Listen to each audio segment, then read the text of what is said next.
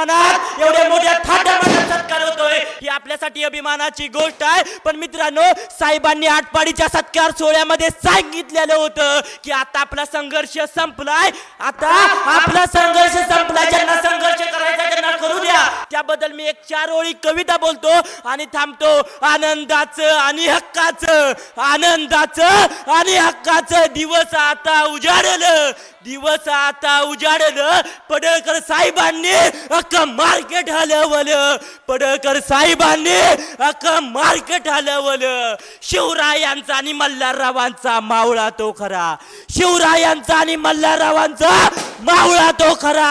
आईच्या पोटी जलमला हिरा, आईच्या पोटी जलमला हिरा। पडळकर वाडीमध्ये एक रोपट उगवलं, पडळकर वाडीमध्ये एक रोपट उगवलं आणि पडळकर साहेबांनी अख्खं मार्केट हलवलं, पडळकर साहेबांनी अख्खं मार्केट हलवलं। मित्रांनो, आज आपल्याला आपले गोपीचंद पडळकर साहेब एवढ्या मोठ्या प्रमाणात सत्कार सोहळा साजरा होतोय त्याबद्दल मी जतकरांचे आभार मानतो। आणि जतकरांना मला सांगायचं आहे, छत्रपती शिवाजी महाराजांनी जसं पुण्यात जाऊन ज्या ठिकाणी गाढवाचा नांगर फिरला होता त्या ठिकाणी सोन्याचा नांगर फिरवला आणि स्वराज्य निर्माण केलं, त्यांचाच आदर्श घेऊन पडळकर साहेबांनी आटपाडीमधून जत मध्ये आलेत आणि या दुष्काळरूपी राक्षसावर, या जत मधल्या दुष्काळरूपी राक्षसावर साहेब नांगूर फिरवल्याशिवाय राहणार नाहीत याची मला खात्री वाटते। आणि भविष्यामध्ये या जत मधून सुद्धा सोन्याचा धूर निघाल्याशिवाय राहणार नाही मित्रांनो, याची मला खात्री वाटते। आणि साहेबांना मी एवढीच विनंती करतो, साहेब मी आटपाडीहून आलो या, जरी घार उडे आकाशी परंतु तिचे लक्ष तिच्या पिलांपाशी। तुम्ही जतचे आमदार आहात, आम्हाला आनंद आहे, पण आतापर्यंत जसं तुम्ही आटपाडीवर लक्ष ठेवलंय,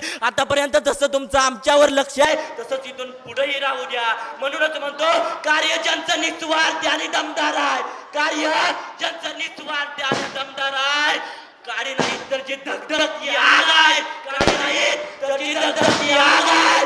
अन्यायाविरुद्ध ज्यांच्या मनामध्ये राग आहे, अन्याय विरुद्ध ज्यांच्या मनामध्ये राग आहे, म्हणूनच विरोधकांना त्यांचा धाक आहे।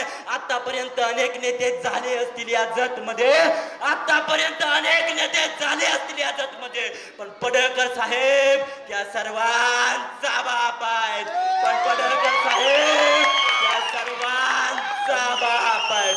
मित्रांनो, सत्तेत नव्हता तरी सत्ता गाजवणारा, सत्तेत नव्हता तरी सत्ता गाजवणारा, विरोधकांना प्रस्थापितांना घाम फोडणारा आणि सत्तेत आल्यानंतर सामान्य माणसाच्या मनावर राज्य करणारा आमदार म्हणजे गोपीचंद पडळकर साहेब। मला इथे बोलण्याची संधी दिली त्याबद्दल मी आभार मानतो आणि धन्यवाद। एकच चंद,